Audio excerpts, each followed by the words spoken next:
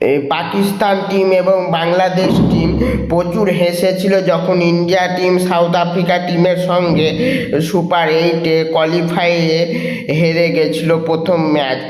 এখন পাকিস্তানের অবস্থা কি? নিউজিল্যান্ডের সঙ্গে ম্যাচ হয়নি বৃষ্টি হওয়ার কারণে, সেটাতেই তারা মাত্র 1 পয়েন্ট পেয়েছিল নিউজিল্যান্ডের কাছ থেকে, না হলে সেটাও পেত না। 0 পয়েন্টে থাকতো, আরও মাইনাস হয়ে যেত।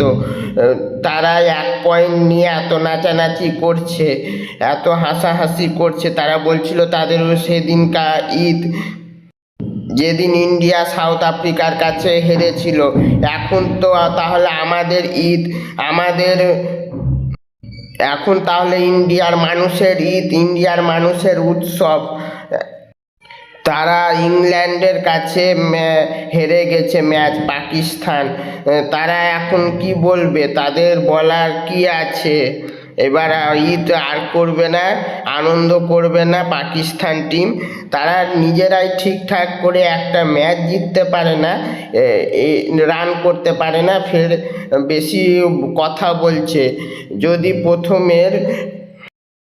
তাদের প্রথমের ব্যাটার ফারহান খালি ভালো মতো একটু খেলেছে, না হলে কেউই তাদের টিমের খেলতে পারেনি। সেও যদি না খেলতে পারতো, তারা মনে হয় 100 থেকে 120-র মধ্যে অল আউট হয়ে যেত, যদি ফারহান একটু না ভালো খেলতো। আর বলারে সাইফ আফ্রিদি ভালো খেলেছে, এরা দুজনই ভালো খেলেছে বলবো, নাহলে এদের টিমের কেউই খেলতে পারেনি। সবাই তো খারাপ খেলেছে, কেউ একটু ভালো খেলেছে, কিন্তু এরা দুজন ভালো খেলেছে। যারা ভালো খেলেছে তাদেরকে ভালোই বলবো। ইন্ডিয়া যখন সাউথ আফ্রিকার সঙ্গে হেরেছিল তখন তারা খুব ঈদ পালন করেছিল, ঈদ মুবারক করেছিল। এখন আমরা ঈদ পালন করব, উৎসব পালন করব, কারণ পাকিস্তান ম্যাচ হেরেছে ইংল্যান্ডের কাছে। পাকিস্তানের নিজেদের টিমই ঠিক মতো খেলতে পারে না, তাদের ফের আবার বড় বড় কথা।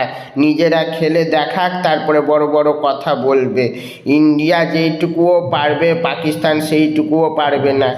ইন্ডিয়া তো ভালো খেলে, শুধু সাউথ আফ্রিকার সঙ্গে মানে একটুর জন্য হেরে গেছে, নাহলে ইন্ডিয়া সেটা ম্যাচও জিতে যেত যদি আরেকটু ভালো মতো ইন্ডিয়া টিম খেলতো।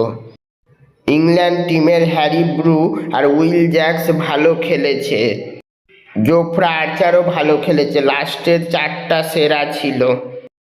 উইল জ্যাক্স যা খেলা দেখিয়েছে ভালো দেখিয়েছে, জোফ্রা আর্চারও যা খেলেছে ভালো খেলেছে, ব্যাটিং বোলিং দুটাতেই উইল জ্যাক্সও ভালো খেলেছে। হ্যারি ব্রু একবারে A+ লেভেলের খেলেছে, সব থেকে ভালো খেলেছে।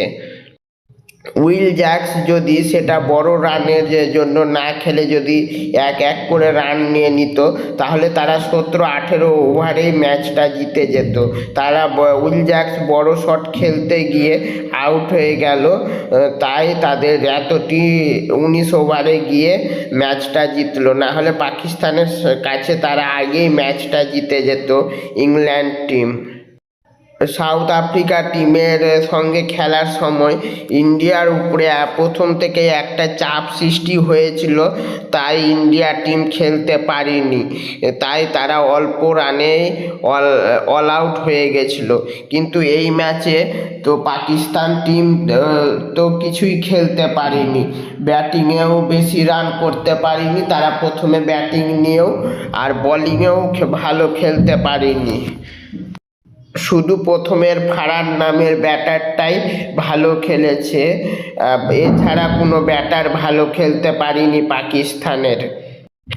আর বলারে সাইফ আফ্রিদি ভালো খেলেছে।